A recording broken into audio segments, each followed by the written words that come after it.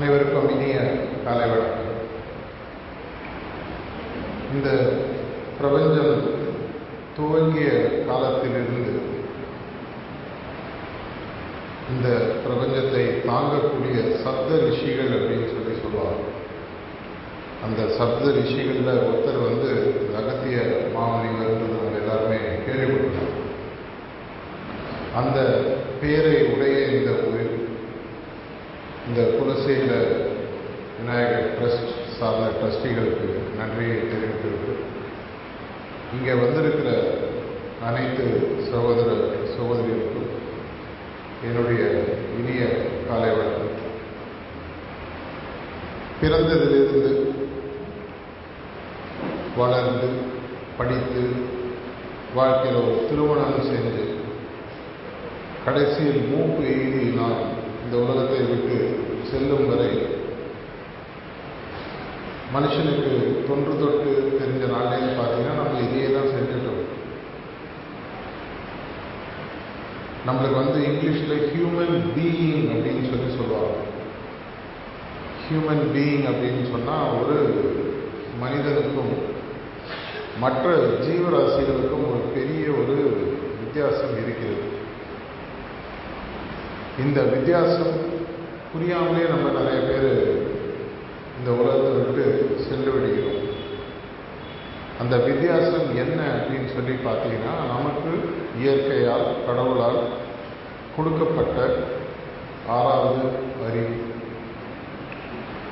இந்த 6வது அறிவுன்றது நம்மளுடைய பொருளாதார முன்னேற்றத்துக்கு நம்ம நிறைய யூஸ் பண்ணுறோம்.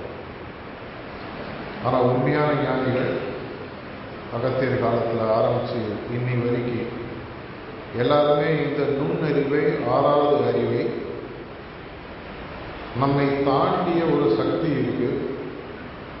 அந்த சக்தியை நோக்கி நம்ம செல்வதற்கு தான் இந்த பிறப்புன்றது புரிவதற்காக கொடுக்கப்பட்டது தான் அந்த 6வது அறிவு. ஓரறிவு, ஈரறிவு, 3 அறிவு, 4 அறிவு, 5 அறிவு படைத்த வேறு வேறு ஜீவராசிகளுக்கு பகுத்து அறிந்து நாம் ஏன் இந்த பிறவியை பெற்றோம், இந்த பிறவியின் மூலமாக என்ன பலனை அடைய வேண்டும் அப்படின்ற ஆளுமை சக்தி அவங்களுக்கு கிடையாது. 2 கோடி ஜீவராசிகள் மேலே இருக்கிறதா சொல்றாங்க. இந்த அனைத்து ஜீவராசிகளிலும் அந்த சக்தி இருக்கிற ஒரே ஒரு ஜீவராசின்னு பார்த்தீங்கன்னா மனுஷன். நம்மளால் மட்டும்தான் நம்ம ஏன் இங்கே வந்தோம், நமது பிறவிக்கு பின்னால் என்ன ரகசியம் இருக்கு, இந்த பிறவியை யார் கொடுத்தது, இந்த பிறவியை ஒருத்தர் கொடுத்தாருன்னு சொன்னால் அவர் யார், அவரை நோக்கி நான் போகணுமா வேண்டாமா. ஒரு பிறந்த குழந்தைக்கு கூட, ஒரு பள்ளி செல்லக்கூடிய குழந்தைக்கு கூட சாயங்காலம் பள்ளிக்கூடம் முடிஞ்சாச்சுன்னா திரும்பி வீட்டுக்கு வரணும்னு தெரியும். நம்ம ஊரில் மாடெல்லாம் பழிக்கணும்னா நீங்கள் மேய்க்கிறதுக்கு ஆளுங்கன்னா கூட அதை கயிற்று விட்டுட்டீங்கன்னா அது போய் மேய்ஞ்சிட்டு சாயங்காலம் தானே தொழுவுக்கு நின்றுடும். எல்லாருக்குமே தெரியும் நம்ம எங்கேருந்து வந்தோமோ அங்கே திரும்பி போகணும். இதுதான் உண்மையான பிறவியின் நோக்கம். ஒரு ஆங்கில மேதை ஒரு முறை சொல்றாரு, 98% மனிதர்கள் வாழ்க்கையை ஒரு முறை வாழ்கிறார்கள், 1-2% மக்கள் மட்டுமே வாழ்க்கையை இருமுறை வாழ்கிறார்கள் அப்படின்னு சொல்லிட்டு அதுக்கு ஒரு அர்த்தத்தை சொல்றாரு. எதற்காக பிறந்தோம் என்று தெரியாமலேயே பிறந்து வாழ்க்கையை வாழ்ந்து இறப்பவர்கள் 98%. இந்த 1-2% மட்டும்தான் இந்த பிறவி ஏன் எடுத்தோம் என்ற அந்த வாழ்க்கையின் உண்மையான அர்த்தத்தை, பர்பஸ் அப்படின்னு சொல்லுவாங்க, வாழ்க்கை தத்துவம், அதை கண்டுபிடித்து அதற்காக தன்னுடைய வாழ்க்கையை செலவிடுவார்கள். நம்ம நிறைய பேர் நம்மளுடைய சைவ சித்தாந்தமாக இருக்கட்டும், வைணவ சித்தாந்தமாக இருக்கட்டும், நாயன்மார்கள், ஆழ்வார்கள், இது மாதிரிலாம் படித்தது. அதில் சில நாயன்மார்கள்லாம் பார்த்தீங்கன்னா சிறு வயதிலேயே அவர்களுக்கு கடவுளை பற்றிய ஒரு அபரித ஞானம் வருகிறது. இதே மாதிரி ஆழ்வார்கள் ஆண்டாள் குழந்தையாக இருக்கும் பொழுது அவங்க ஆழ்வார இல்லைன்னா கூட குழந்தையாக இருக்கும் பொழுதே அவங்களுக்கு கடவுள் அப்படின்ற ஒரு விஷயம் புரியுது. தன்னுடைய ஒரு நாள் அவங்களுக்கு அந்த வாய்ப்பு கிடைக்கும்போது கடவுளிடம் வேண்டும் போது நான் கொண்டு வந்த பிரசாதத்தினையே எடுத்துக்க மாட்டேன்றார். கடவுள் வந்து எடுத்துக்கிறார். வீட்டுக்கு போனோன்னா அவருடைய அப்பா கேட்குறாரு, எங்கம்மா பிரசாதம் திருப்பி கொடு. இல்லை, அது கடவுள் வாங்கிட்டாரு, பொய் சொல்கிறேன் நீ. அந்த அளவுக்கு அவங்களுக்கு அந்த சிறு வயதிலேயே கடவுளுக்கு மீது பற்று இருந்தது. இதே நார்த் இந்தியாவில் பார்த்தீங்கன்னா மீரான்னு கேள்விப்பட்டோம். நம்மளுடைய வாழ்க்கை ஒரு விதத்தில் பார்த்தீங்கன்னா ஒரு ஆறுல போகக்கூடிய படகு மாதிரி. ஒரு கவிஞன் அந்த காலத்தில் பாடணும், வாழ்க்கையே அலை போலே நாமெல்லாம் அந்த கடல் மேலே ஓடம் போலே ஆடுகின்றோமே வாழ்நாளிலேன்னு சொல்லி வரும். அந்த நதியிலிருந்து பார்த்தீங்கன்னா 2 கரைகள் இருக்கும். அந்த நதின்றது வாழ்க்கை அப்படின்னு பார்த்தீங்கன்னா இந்த 2 கரைக்குள்ள அந்த நதி ஓடுற வரைக்கும் தான் அது நதியாக இருக்கும். இல்லைன்னா அந்த நதியானது உடைந்து அந்த ஊருக்குள்ளேயோ இடத்துலையோ போயிடும். அந்த நதியினுடைய குறிக்கோள் என்னன்னு பார்த்தீங்கன்னா, அதற்கு அறிவு இருக்கோ இல்லையோ, நமக்கு தெரிந்த மாதிரி ஒரு அறிவு இருக்கோ இல்லையோ, அது மலையின் மீது உற்பத்தி ஆகி மலையிலிருந்து இறங்கி ஒரு இடத்தை வடிவத்தை தேடி அது போச்சுன்னா கடைசியில் போய் கடலில் போய் சேரும். அந்த நதிக்கு கூட தெரியும் அந்த கடலிலிருந்து உருவான தண்ணீர் அது மேகமாக மாறி, அது நீராவியாக போய் மேகமாக மாறி, அந்த மேகமானது தட்பவெட்ப சூழ்நிலை சரியாக அமையும் போது மழையாக பெய்து அது மலையின் மேல் விழுந்து, அந்த மலையின் மேல் விழுந்து ஆறாக ஓடி, ஆறாக ஓடும்போது பல பேருக்கு பல உதவிகளை செய்து கடைசியில் மீண்டும் போய் கடலில் கலக்கும். நம்மளுடைய மனித பிறவி கூட கிட்டத்தட்ட பார்த்தீங்கன்னா அதே மாதிரி. இந்த கடல்ன்றது கடவுள் என்கிற ஒரு அம்சம். அந்த கடவுள் என்கிற பரமாத்மாவிலிருந்து நீராவியாக பிரிந்த ஒரு ஜீவாத்மா தான் பார்த்தீங்கன்னா மனிதன் என்ற பிறவி. அது மேகத்தில் போய் மலையில் விழுந்து கீழே வருது. நம்ம ஒரு ஆன்மாவாக உருவாகி ஒரு உயிரை உடலுக்குள் செலுத்தி ஒரு தாயின் வயிற்றில் பிறந்து வெளியே வந்து நமது வாழ்க்கையை வாழ்ந்து வாழ்க்கையில் பல பேருக்கு பல பலன்களை கொடுத்து பல பேரிடம் பல பயன்களை பெற்று கடைசியில் மீண்டும் செல்கிறோம். ஆனால் நிறைய பேர் அந்த கடலுக்கு போகாத நதி சில நேரத்தில் என்ன ஆகுதுன்னா அங்கங்கே டேம் கட்டி பிரித்து விட்ருவாங்க. அந்த தண்ணியாவது பாண்டிங்கன்னா திரும்பி தரையில் இறங்கிடும். இந்த தரையில் இறங்கின தண்ணி திரும்பி ஏதோ ஒரு உருவத்தில் மாறி நீராவியாக மாறி திரும்பி அது வேகமாக மாறி தண்ணீராக மாறி கடலுக்கு போகிற வரைக்கும் அதனுடைய வேலை முடியாது. கபீர் இதுதான் சொல்கிறார், நம்மலாம் நீர் துளி போல. இந்த நீர் துளி கடலில் போய் கலக்கும் வரை இந்த ஆன்மாவின் வேலையை முடியவில்லை அப்படின்னு கபீர் சொல்கிறார். கபீர் பற்றி நீங்கள் படிச்சிருக்கலாம். ரொம்ப பெரிய ஒரு ஞானி என்று போற்றப்பட்டவர். இந்து மதம் இஸ்லாம் மதம் இருவராலும் போற்றப்பட்ட ஒரு பெரிய அறிஞர், இறைவனை தேடக்கூடியவர். இதிலிருந்து நம்மளுடைய வாழ்க்கைக்கு நமக்கு புரிய வேண்டிய ஒரு விஷயம் பார்த்தீங்கன்னா, எப்படி ஒரு ஆறானது கடலில் போய் சேர வேண்டுமோ அதை போன்று என்னுடைய ஒரு காலகட்டத்தில் என்றோ ஒரு நாள் நான் மீண்டும் எங்கிருந்து வந்தேனோ அங்கே போய் சேர வேண்டும். இது புரியறது தான் அந்த ஆங்கில அறிஞர் சொன்னது. 1 அல்லது 2% மக்களுக்கு தான் இது புரிகிறது. மற்ற 98% மக்கள் அப்படியே வாழ்க்கையை வாழ்ந்துட்டு அப்படியே போய் மண்ணோட மண்ணா கலந்தோம்.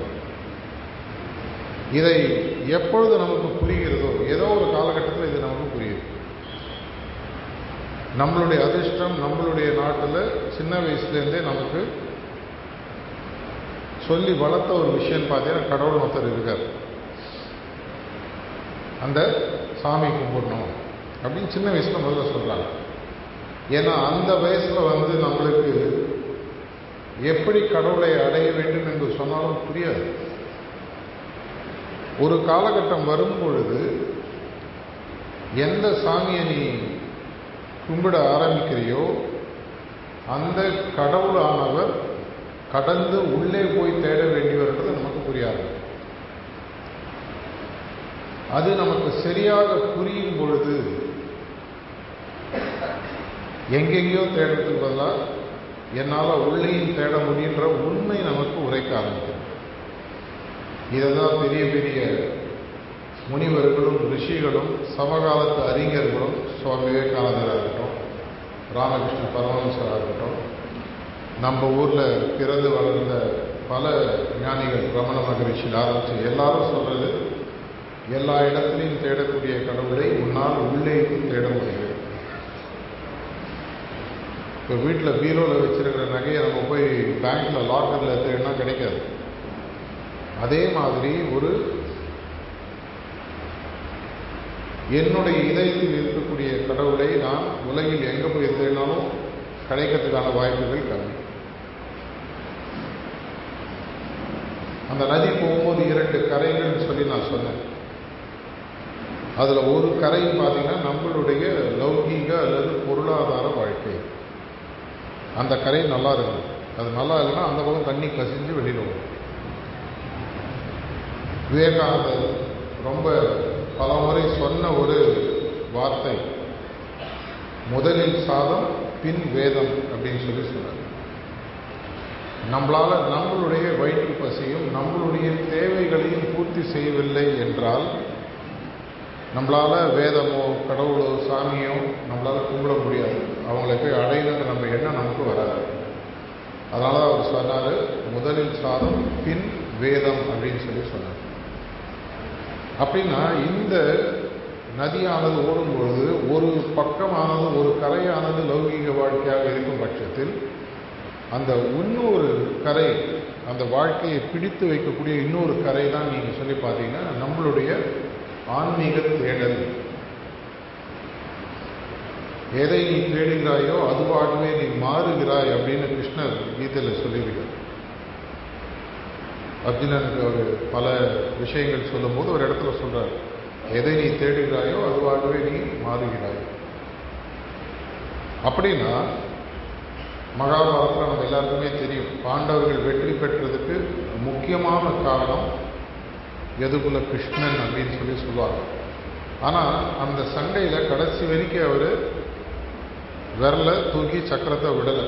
பல முறை அவர் பீஷ்மரை மிரட்டுறாரு, உன்னை நான் கொண்டுட போகிறேன் அப்படின்றார். ஆனால் கடைசி வரைக்கும் அவர் நிராயுத பாணியாக தான் இருந்து அந்த சண்டையை பின்னாலேருந்து சப்போர்ட் கொடுத்து நடத்துகிறார். மகாபாரதம் படிச்சிருந்தீங்கன்னா தெரியும், இந்த பக்கம் ஒரு பங்கு பாண்டவ சேனைனா அந்த பக்கம் 10 பங்கு இருக்கக்கூடிய கௌரவ சேனை.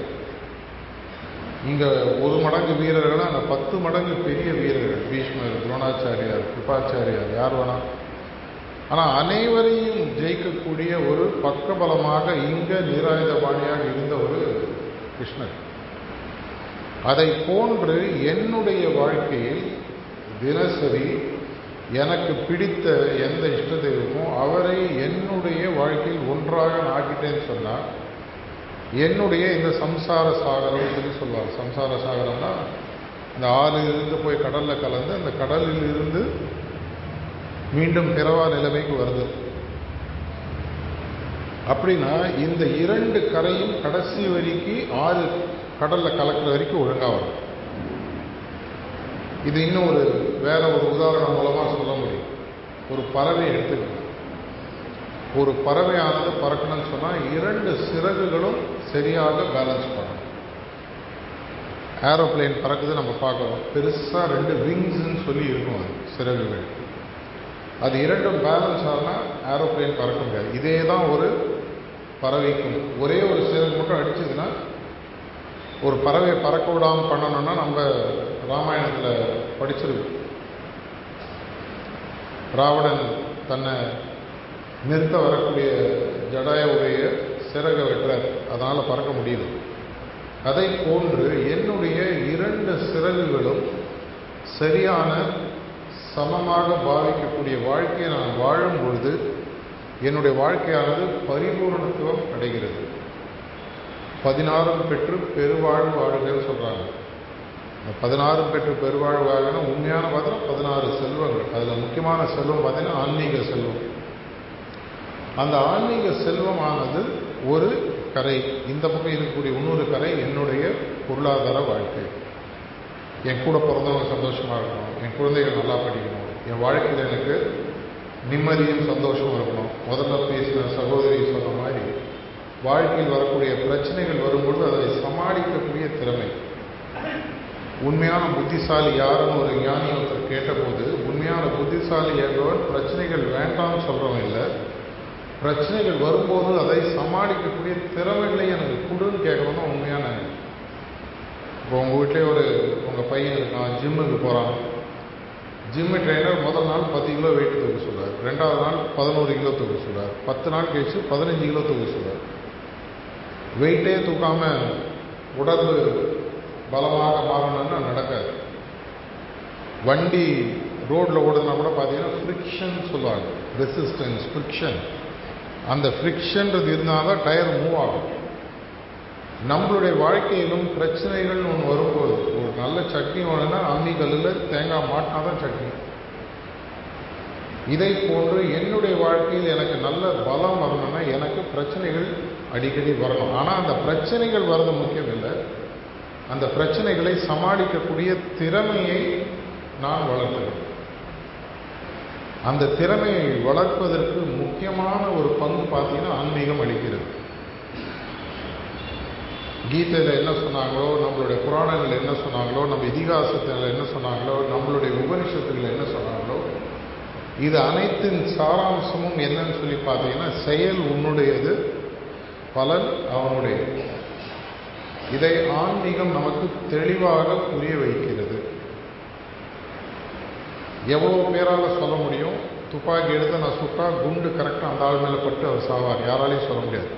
இதை கீதையில் கிருஷ்ணர் சொல்றார், அம்பு விடுவது தான் உன்னுடைய செயல், எதிரில் இருக்கக்கூடிய வீரன் சாகிறானா இல்லையா என்பது என்னுடைய வேலை, அதை பற்றி நீ கவலைப்படாது. ஆனால் உன் வேலை அம்பு விடுறது. பகவத்கீதையில் ஆரம்பித்து இந்த காலம் இருக்கக்கூடிய எல்லா குருநாதர்களும் சொல்லுவது முக்கியமான விஷயம் என்னன்னு பார்த்தா, சோம்பேறித்தனமான வாழ்க்கையாக வாழ சொல்ல. கிருஷ்ணர் சொல்றார், என்னால் கூட செயல் பண்ணாமல் இருக்க முடியாது. கர்ம வினை அப்படின்றது என்னையும் சார்ந்தது, இந்த உடலில் நான் இருக்கும் வரை வேலை செய்வது என்பது எனக்கும் உரிய ஒரு இயற்கையான விஷயம் சொல்லி சொல்றார். Even it is my nature அப்படின்றார். அப்படின்னா என்னுடைய பொருளாதார வாழ்க்கையும் என்னுடைய ஆன்மீக வாழ்க்கையும் ஒரு காலகட்டத்தில் இரண்டும் கரை கீழே பார்த்தீங்கன்னா ஒரு நதியின் அடிப்பக்கம்னு ஒன்று இருக்குது. அதில் பார்த்தீங்கன்னா இந்த கரையானது அங்கே சேருகிறது. அது இரண்டும் சேரலன்னு சொன்னால் இந்த நதியோட கரை நிற்காது. ரிவர் பெட்டுன்னு சொல்லி சொல்லுவாங்க. நதிக்குன்னு ஒரு அடியில் ஒரு இடம் இருக்கு. அது இருக்கிற மாதிரி என்னுடைய பொருளாதார மற்றும் லௌகீக வாழ்க்கையானது ஆன்மீக வாழ்க்கையுடன் ஒன்றாக இணைந்து என்னை பத்திரமாக கொண்டு போய் என்னுடைய குறிக்கோள் ஒன்றுக்கு செய்யும். என்னோட வாழ்க்கையில் எனக்கு தேவையான வெற்றி வரணும், எனக்கு தேவையான நல்ல ஹெல்த்து, நல்ல எண்ணங்கள். ரீசெண்டாக நான் ஒரு டாக்டரோட பேசிட்டு இருந்தேன், ரொம்ப பெரிய டாக்டர், கோயம்புத்தூர்ல இருந்தார். அவர் சொன்னார், 85% நம்ம உடலில் வரக்கூடிய பிரச்சனைகளுக்கு மூல காரணம் நம்மளுடைய எண்ணங்கள் அப்படின்னாரு. ரொம்ப பெரிய டாக்டர், 80 வயசுக்கு மேலே. அவர் யூடியூப்லாம் நிறையா நீங்கள் பார்த்துருக்கோம். 2 வாரம் முன்னாடி அவர் பார்க்கக்கூடிய ஒரு சந்தர்ப்பம் கிடைச்சது. ஒரு ப்ரோக்ராமில் 2 பேரும் ஒன்றா அட்டன் பண்ணோம். அப்போ பேசும்போது சொன்னது இந்த விஷயம், 85% உடல் சார்ந்த பிரச்சனைகளுக்கு முக்கியமான காரணம் உங்களுடைய எண்ணங்கள். பல அலோபதி டாக்டர்ஸும் சொல்லக்கூடிய ஒரு விஷயம் சைக்கோசோமேட்டிக் அப்படின்வாங்க. சைக்கோசோமேட்டிக்னா எது உங்களுடைய மனதில் உங்களுக்கு பிரச்சனை தோன்றுகிறதோ அது உங்கள் உடலில் ஏதோ ஒரு பிரச்சனையாக வெளிவருகிறது. அப்படின்னா என்னுடைய முக்கியமான பிரச்சனை உலகத்தில் இருக்கிறவங்க இல்லை, நான் தான். 2வது பிரச்சனை சொல்றாங்க, எப்பெல்லாம் உங்களுடைய உணர்வுகள் பாதிக்கப்படுகின்றனோ உங்களுடைய உடலானது அதுக்கேற்ற மாதிரி ரியாக்ட் பண்ணுதுன்னு சொல்லி சொல்றாங்க. உங்களுடைய உடலானது எதிர்வினை ஆற்றுகிறது. உங்களுக்கு ஒரு கோபம் வந்ததுன்னா, போன வாரம் கூட நான் ஒரு யூடியூப்ல ஒரு ஹெல்த் ரிலேட்டட் வீடியோ பார்த்துட்டேன்.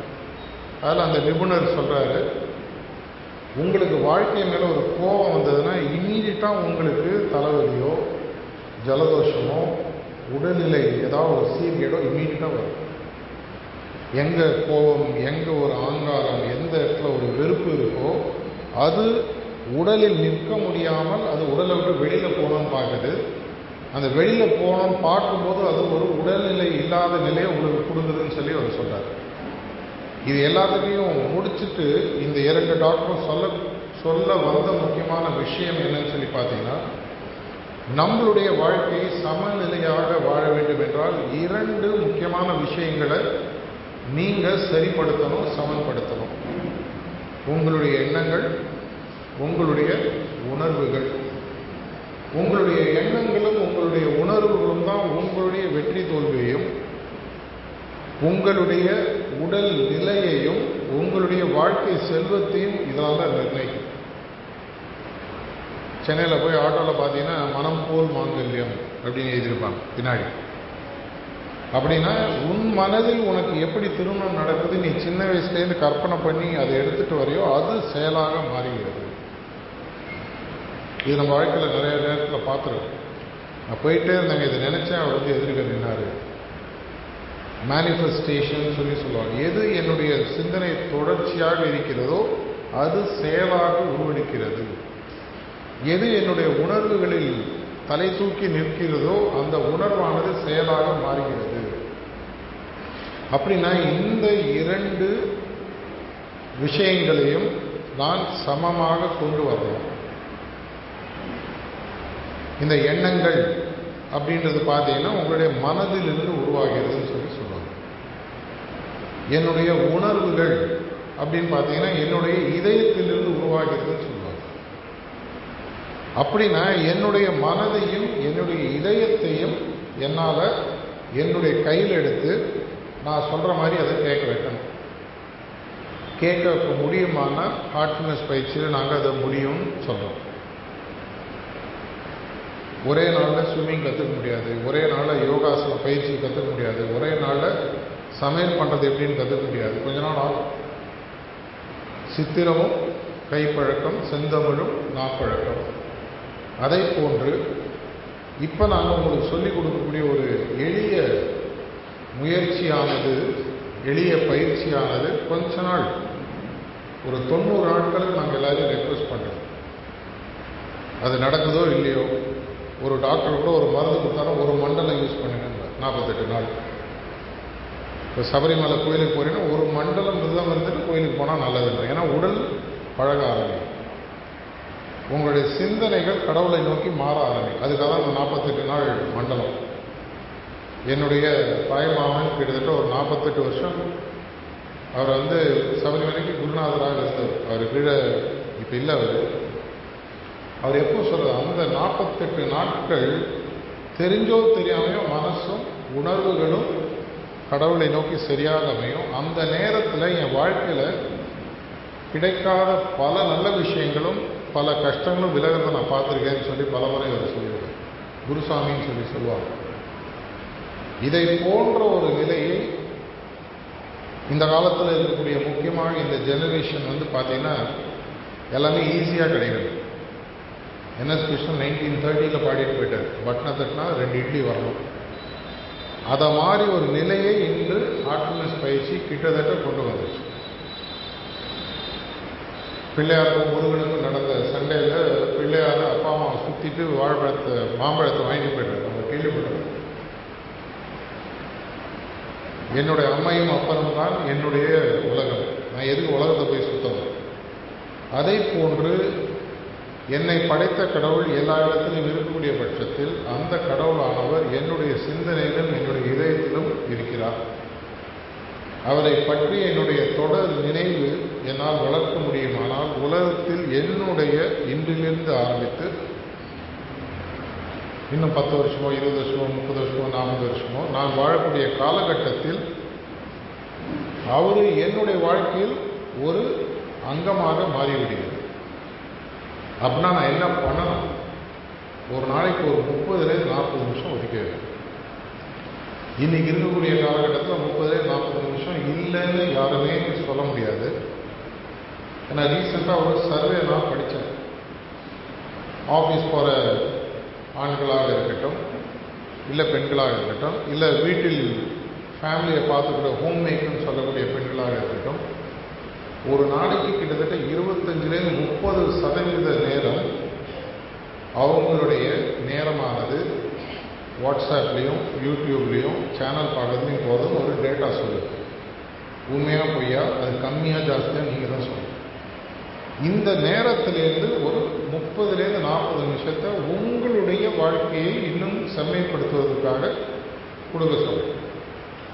ஃபிசிக்கல் எக்ஸசைஸ் இருக்கா? கிடையாது. அது பண்ணுறது நீங்கள் பண்ணிக்கணும்.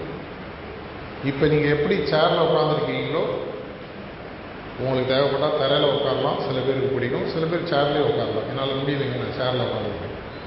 சேரில் உட்கார்ந்த இடத்துல உட்காந்து எப்படி அந்த பிள்ளையார் தன்னுடைய அம்மையும் அப்பனையும் அங்கேயே சுற்றினாரோ, அதே மாதிரி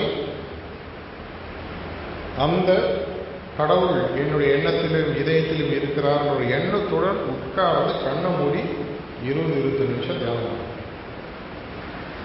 முதல்ல 1-2 நாளைக்கு பழகாது. சமையல் ஆரம்பிக்கும்போது தெரியும்,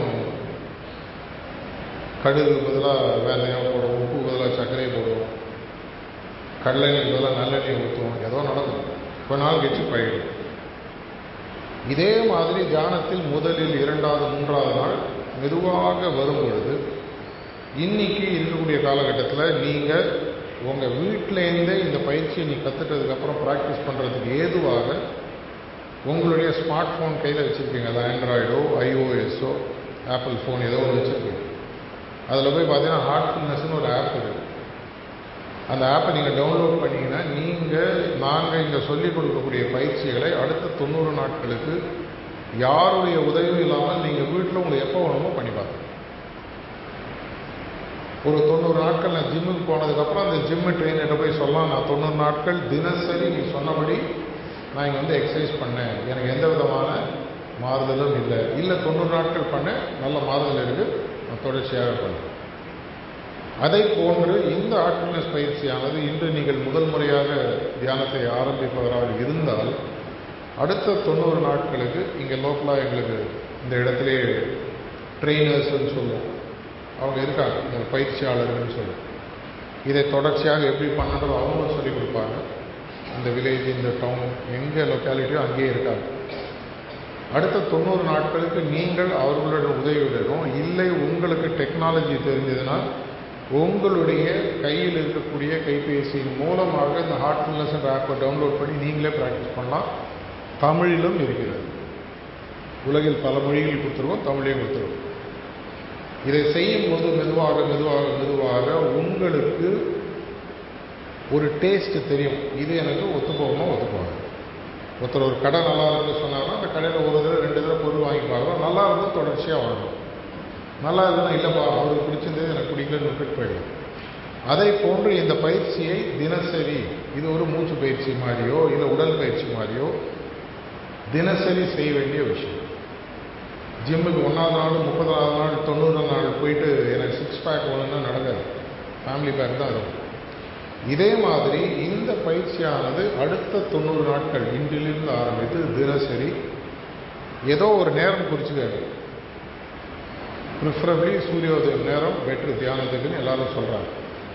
அப்போது ஒரு 20-20 நிமிஷம் உட்காருங்க. உங்களுக்கு எக்ஸ்ட்ரா உட்காரன்னு சொன்னால் உட்காருங்க. சாயங்காலம் உங்களுடைய அன்றாட வேலை முடிந்தவுடன் சுத்திகரிப்புன்னு ஒன்று இருக்கும். அது எப்படின்றத நாளைக்கோ இல்லை அடுத்து இந்த வகுப்பு எப்போ நடக்கோ அப்போ சொல்லித்தருவோம். அதுக்கப்புறம் பிரார்த்தனைன்ற ஒரு விஷயம். 3 விஷயங்கள் தான் எங்களுடைய பழக்கத்தில் இருக்குது. வேறு ஒன்றும் கிடையாது. வேறு எந்த விதமான மந்திரங்களோ பூஜை விஷயங்களோலாம் இல்லாமல் கடவுளை உங்கள் இதயத்திலும் உங்கள் எண்ணத்தின் மூலமாகவும் தேடக்கூடிய ஒரு எளிமையான பயிற்சி. இதற்கு என்ன பண்ண போகிறோம்? இப்போ கொஞ்ச நேரத்தில் உங்களுடைய எண்ணத்திற்கு ஒரு ப்ராக்டிஸ் கொடுக்க போகிறோம். நம்ம ஊரில் நம்ம எல்லாருக்குமே தெரியும், விஷத்தை விஷத்தால் முறிக்க வேண்டும் சொல்லி சொல்லுவாங்க. எந்த எண்ணம் இவ்வளவு நாட்கள் என்னுடைய பேச்சை கேட்காமல் இருந்ததோ அந்த எண்ணம் என்னுடைய பேச்சை கேட்பதற்கு அந்த எண்ணத்தையே நான் உபயோகித்துக் கொள்ள போகிறேன். குரங்குக்கு ட்ரைனிங் கொடுக்குற மாதிரி முதல்ல மிதிக்கும், கொஞ்ச நேரம் விட்டுட்டீங்கன்னா அது பாட்டு வரணும் வர்றாங்க. மனம் ஒரு குரங்கு கவிஞர் சொல்லிடுவோம். இதே மாதிரி என்னுடைய மனதிற்கும் என்னுடைய உணர்வுகளுக்கும் ஒரே விதத்தின் மூலமாக நான் சிம்பிளாக ப்ராக்டிஸ் பண்ண போகிறேன். என்ன பண்ண போகிறேன்?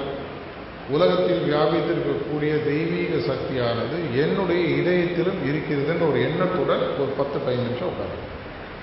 முதல் நாள் நாங்கள் 10-15 நிமிஷம் தான் உட்கார சொல்லுவோம். பழகிடுச்சுன்னா நீங்களே உட்காருங்க. காத்தால இப்படி தான் பண்ணோம். 10-15 நிமிஷம் சொன்னால் 40 நிமிஷம் உட்காந்தோம். முதல் முறை உட்காந்தோம். நிறைய பேருக்கு 40 நிமிஷம் உட்காந்தோன்றதே தெரியல. 40 நிமிஷம் ஆயிடுச்சா. சில பேருக்கு அது எப்படி ஒரு மீனை தண்ணியில் தூக்கி போட்டிங்கன்னா தானே நீஞ்சுமோ, சில பேருக்கு அந்த தியானம்ன்றது சுலபமாக வரும். சில பேருக்கு கொஞ்சம் கஷ்டமாக இருக்கலாம். ஆனால் எல்லாராலையும் முடியும். இந்த ஆற்றின் மேல் போகக்கூடிய படகானது, அந்த வாழ்க்கையானது கடலில் போய் சேருவதற்கு எப்படி அந்த இரு கரைகளும் அந்த வாழ்க்கையில் நடக்கக்கூடிய ஆற்றில் நடக்கக்கூடிய விஷயங்கள் தாண்டி போகக்கூடிய பக்குவம் தேவையோ நல்லதோ கேட்டதோ அந்த பக்குவத்தை கொடுக்கக்கூடிய ஒரு பயிற்சியாக இதை பாருங்கள். இப்போ இன்னும் 2 நிமிஷத்தில் எங்களுடைய சகோதரர் ஒருத்தர் ஓய்நிலை பயிற்சி ரிலாக்ஸேஷன் டெக்னிக்னு ஒன்று கொடுப்பார். முதல் முறையாக நம்ம உட்காரும் போது மனசானது அலைப்பாஞ்சிட்டு இருக்கும், உடல் ரிலாக்ஸ்டாக இருக்காது. இதற்காக ஒரு 3-4 நிமிஷம் சில கட்டளைகள் கமாண்ட்ஸ் கொடுப்பார். அதை நீங்கள் கண்ணை மூடிக்கொண்டு அது எப்படி நடக்குதுன்றதை அப்படியே மனசால் செஞ்சுட்டே வரும். இதை செய்யும் பொழுது உங்களுக்கு மெதுவாக ஒரு இடத்துல வரும்போது தியானத்தை தொடங்குங்கள். இந்த உலகத்தில் இருக்கக்கூடிய தெய்வீக சக்தியானது ஒளியானது உங்கள் இதயத்திலும் ஒளிமுகமாக இருக்குன்ற ஒரு எண்ணத்துடன் உட்காருன்னு சொல்லுவாங்க. அப்போ ப்ளீஸ் ஸ்டார்ட்னு அவர் சொல்லுவார். அதுலேருந்து தியானம் அப்படியே தொடங்குகிறது. ஒரு 10-15 நிமிஷம் ஒரு முக்கியமான விஷயம் நடக்கும். ஒரு பிராணாகுத்தின்ற ஒரு விஷயம். அது உங்களுக்கு போக எங்களுடைய பயிற்சியாளர்கள் அது என்னென்னு சொல்லுவாங்க. இதை செய்யும் பொழுது முதல் நாளிலேயே அப்படியே பெரிய மாற்றத்தை எதிர்பார்க்காதீங்க. ஆனால் நடந்தால் நல்லது. நடக்காதுன்னு சொல்லலை, நடந்தால் நல்லது. ஆனால் மெதுவாக 90 நாட்கள் பிடிக்குதோ பிடிக்கலையோ தயவு செஞ்சு பாருங்கள். வாழ்க்கையில் வரக்கூடிய பல விஷயங்கள் இந்த ஆற்றை தாண்டி கடலில் கலந்து மீண்டும் பிறவா நிலையை அடைந்து அதையும் மீறி கடலில் மூழ்கி போகக்கூடிய பாதையில் பல பாதைகள் இருக்குது. அதற்கு தேவையான எல்லா யுக்திகளும் சொல்லிக் கொடுப்பதற்காக நாங்களும் ரெடியாக இருக்கோம். இந்த வாய்ப்பை கொடுத்தமைக்கு நன்றி. நம்ம இப்போ தியானத்துக்கு போகிறோம். நன்றி, வணக்கம்.